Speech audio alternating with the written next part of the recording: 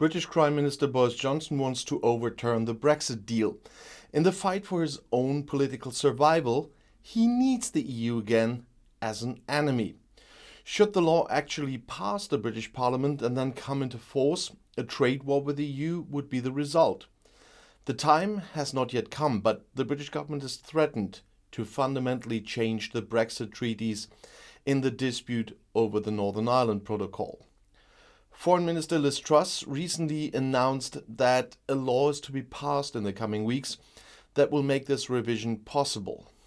The preference for London remains a negotiated solution with the EU. What liars. The Northern Ireland Protocol in the Brexit agreement provides for custom checks on goods exchanged between the north of the Emerald Isle and the rest of the UK. London originally agreed to this arrangement to prevent checks at the inner Irish border, as this would endanger the peace process in the former troubled region. With a threatened U-turn, which London had brought into play several times in the past, the agreements would become null and void. Central to the question is the bloody Northern Ireland conflict, which was settled in 1998 with a so-called Good Friday Agreement and which became virulent again after Brexit. In 1998 it was clear to everyone involved that there had to be an open border between the North and the Irish Republic. During the Troubles, the North was cut off from the rest of Ireland by a military fortified border. Customs officers and British border guards had been the target of acts of terrorism for many years.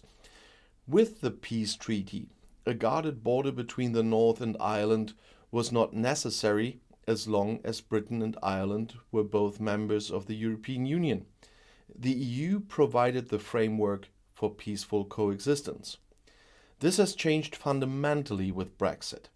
Now the European Union and London were looking for a solution that seemed impossible, or like squaring the circle.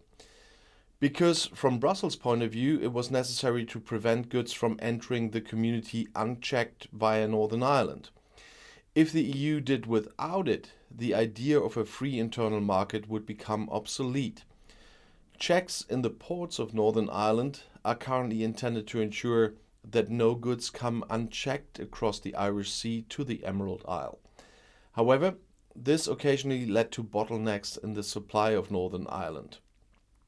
The pro-British Unionists also felt cut off from the motherland and protested, and they still do. For London, the deal negotiated with the EU and signed by Johnson is simply not working and needs to be jettisoned.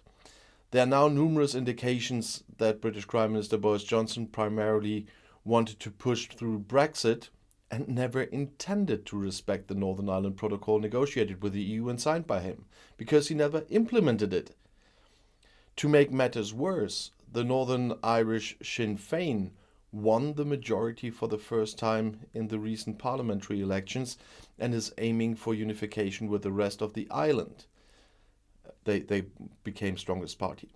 A nightmare for the Protestant population who are deeply rooted in the bloody conflict with the IRA, and where there is a great fear of being marginalized.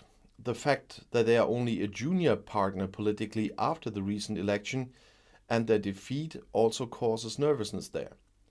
London sees no problem at all in dumping the Northern Ireland Protocol. Secretary of State Liz Truss believes this is compatible with international law, which is not true. She says, the bill will remove regulatory barriers to the sale of goods manufactured to British standards in Northern Ireland. In a new dual regulatory system, companies will be able to choose whether they meet British or EU standards. In addition, it will ensure that there is no hard border in Ireland. No, it does not. The British leadership is now risking a total collision with the EU. Germany and Belgium warned London against terminating the agreements, and sharp criticism came from Brussels. Commission Vice President Maroš Šefčovič wrote on Twitter that unilateral actions were unacceptable. The EU will have to respond with all the measures at its disposal should London actually get the law off the ground. There is also an end to the entire Brexit treaty in the room, and that's very probable. And the result would be a trade war between Brussels and London.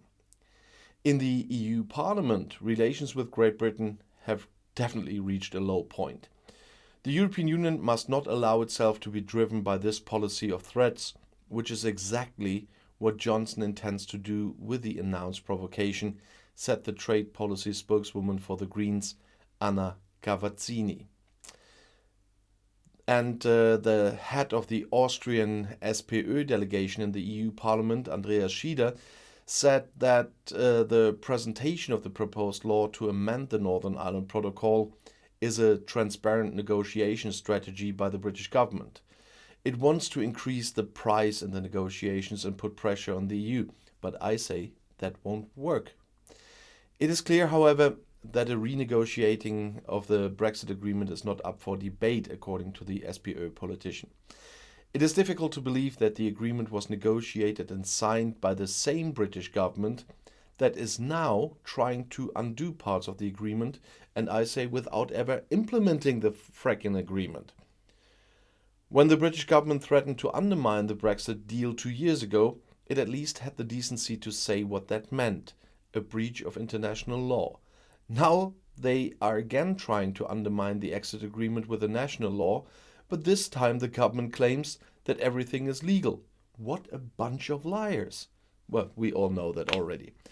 The carelessness with which they announced the intended breach of the law shows how far Boris Johnson has meanwhile strayed from the principles of the rule of law.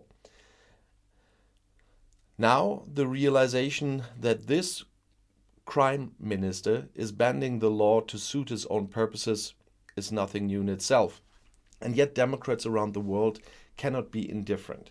Because Brexit is not going the way Johnson had imagined in Northern Ireland, he simply invents a law that could circumvent an international treaty. The exact content is not yet known. The project is to be introduced in the House of Commons in the coming weeks. But Johnson says he signed the exit agreement with good intentions, but did not expect the EU to interpret it so draconically. Well, did he ever read that fracking thing? What he deliberately conceals is it was he who imposed a special status on Northern Ireland with his hard Brexit, which local supporters of a union with Great Britain still see as fraud. No wonder they are refusing to form a new government in Belfast after the regional elections as stipulated in the Good Friday Agreement. Johnson claims he would salvage this with his national legislation. But that's complete nonsense. If he really wanted to solve the problem in the region, and although what he's saying is true, he could invoke Article 16 of the Northern Ireland Protocol. That is part of the Brexit agreement and provides that London can unilaterally take protective measures if the protocol leads to serious economic or social problems.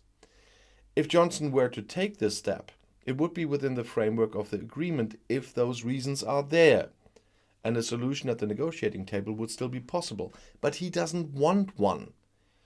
His government claims that it wants to keep in touch with the EU.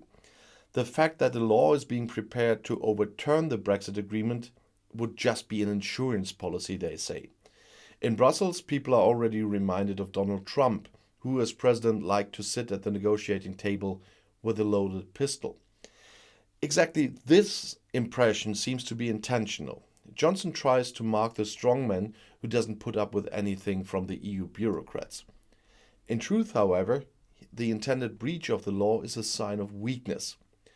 The Partygate affair is not over yet, and the battle for a successor is in full swing. Secretary of State Liz Truss in particular is putting pressure on Johnson. The Prime Minister knows this and is therefore focusing on the issue that still holds the overwhelming majority of the Tories together: Brexit, and with it, the enemy image of the EU they created. This is fatal for Great Britain's international reputation. Johnson was in the process of rebuilding his country's reputation. With his determined help for Ukraine, he has contributed to the unity of the West. Now he's driving a wedge into the alliance because not only the EU, but also the USA had warned him against acting unilaterally on Northern Ireland. He's once again damaging Britain's image in the world. And this government is lying even more than they did in the past. And we thought we got used to that one already. And I'll see you in my next video. Bis gleich.